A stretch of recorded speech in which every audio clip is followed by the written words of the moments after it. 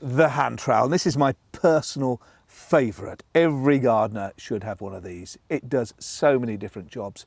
They're perfect for smaller digging jobs, and it can also be helpful when you're doing some precise weeding as well.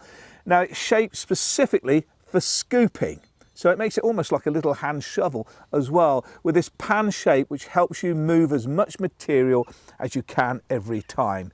The end is pointed to help you dig deep with less resistance, and thanks to the rounded shape and the ease of control, the hand trowel is particularly good for digging holes in the soil when you're going to be planting. Not just established plants, but also bulbs as well. And because it has a narrow shape, you can make sure you're precise with your planting. And once you have your plants in place, you can use the hand trowel to collect soil around the outside, fill back the hole and firm it well in.